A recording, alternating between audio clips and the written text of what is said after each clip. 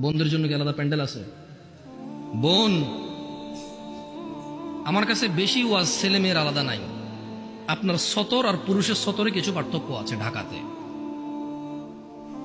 আপনার জন্য অসুস্থ হন আপনি, সেখানে সলাৎ আপনার জন্য নিষিদ্ধ এবং এতে আপনি পরেটার কাফারা করতে হয় না।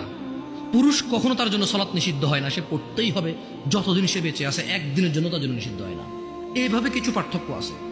পিতৃ সম্পত্তি আপনি ভাইয়ের অর্ধেক পাবেন, এটা একটু ভিন্নতা আছে। আপনি মা হবেন ও বাবা হবে, এখানে কিছু ভিন্নতা আছে। এছাড়া পৃথিবীতে যত আমল ইবাদত আছে পুরুষ মহিলার প্রায় সমান। রুজি রোজগারের জিম্মেদার পুরুষ, মহিলা না। রুজি রোজগারের জিম্মেদার কে? কে কে? গার্মেন্টস কর্মী আমার ওই বোনরা যারা ঘুম থেকে উঠে সকালবেলা লক্ষ লক্ষ পুরুষের সাথে ধাক্কাধাক্কি করে গার্মেন্টসে কাজ করতে যায়, ওদের কি বাবা নেই? ওদের কি ভাই নেই? কোন পুরুষের সাথে কি ওদের বিয়ে হয়নি?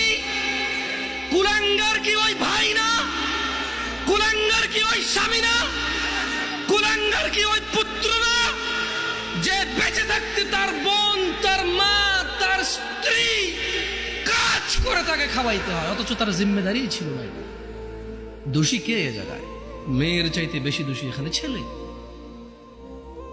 এদেশে মহিলাদের কাছে 10টা টাকা থাকে না ভিক্ষা দেওয়ার জন্য? আপনি দেনই নেই কখনো? আপনি দেনই নেই কখনো? দেশের বহু মহিলার কাছে ভিক্ষা দেওয়ার জন্য 5টা টাকা থাকে না। একটা ফকির আসবে 2 টাকা ভিক্ষা দিব, টাকা নাই তার কাছে, আপনি দেন না তাকে। আর ওর বাপ মরে যাওয়ার আগে ইচ্ছা করে মেয়ে পেয়ে গেলে আরেক বেটার পোলা ভাগ পাবে, মেয়ের জামাই আর নাতিরে তো ভোগ করবে, এই ভয়ে বেঁচে থাকতে ছেলেদের নামে সব জমি লিখে দিয়ে গেছে। জালেম ওই মেয়েটাকে ফকির মিসকিন করে দিল। আর এর ভাই জমি যতক্ষণ আছে এটা ডাইকা ডাইকা খাওয়াবে, মাসে 2 মাসে ঈদে সান্দে জামা কাপড় সেমাই চিনি এগুলো দিয়ে থাকবে। কেন? জমি দিবে জন্য।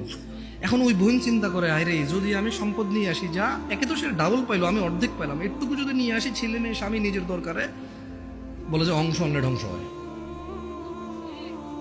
তুই অংশ নিয়ে ধ্বংস হস না, ও অংশ নিয়ে ধ্বংস হবে কেন রে? তোর বাপের অংশ তুই খাবি, তুই ধ্বংস হবি না। তোর বাপের অংশ তোর বোনে খাবে, সে তার বাপের অংশ খাবে, সেখানে ধ্বংস হবে। তোকে যা আল্লাহ নির্ধারণ করে দিয়েছে, নির্ধারক আল্লাহ, এখানে তোর অধিকার রেখেছে আল্লাহ, ওই মেয়ের জন্য অধিকার রেখেছে আল্লাহ। তুই খালি ধ্বংস হবি না, ও খালি ধ্বংস হবে কেন রে? এদেশের বাপ ভাই সবাই প্রায় জুলুম করে মেয়ের প্রতি, স্ত্রীর প্রতি, ইভেন মায়ের প্রতি। প্রায় ছেলেরা তাদের বাপকে যেভাবে ভয় পায়, মাকে সেভাবে ভয় পায় না, প্রায় ছেলেরা।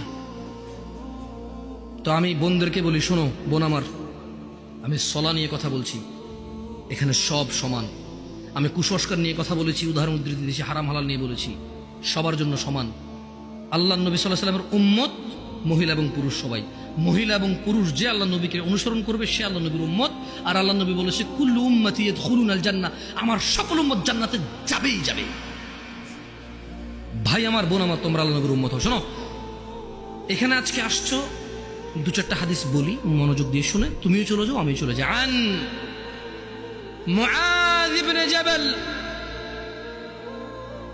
ভাই ও বোন আমার, মুআয ইবনে জাবাল রাদিয়াল্লাহু আনহু থেকে বর্ণিত, তিনি বলেন, قال رسول الله صلى الله عليه وسلم,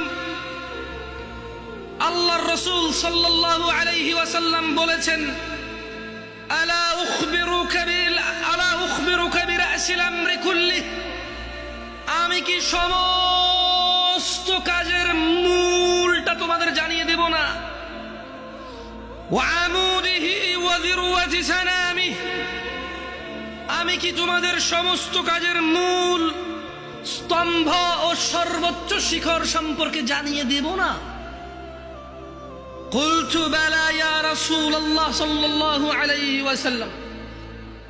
মুআয ইবনে জাবাল আল্লাহর রাসূলকে বললেন, ইয়া রাসূলুল্লাহ সাল্লাল্লাহু আলাইহি ওয়াসাল্লাম, জি আপনি আমাকে জানিয়ে দিন সব কাজের মূল কি, স্তম্ভ কি এবং সর্বোচ্চ শিখর কি।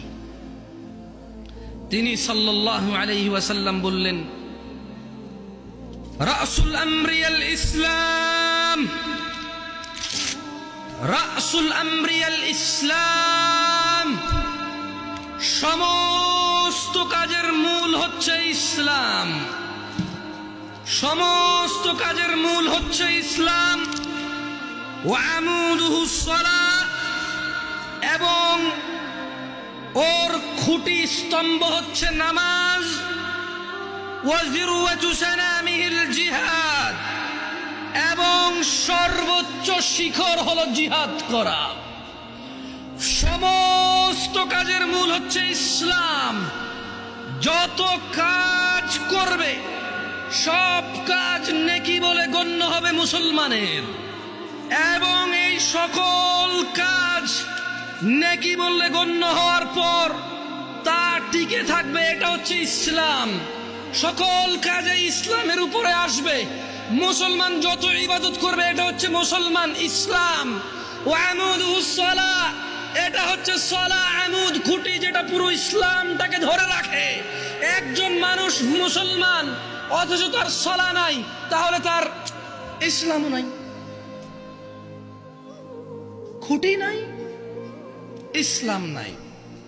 ইসলাম নাই, কোনো কাজ নাই।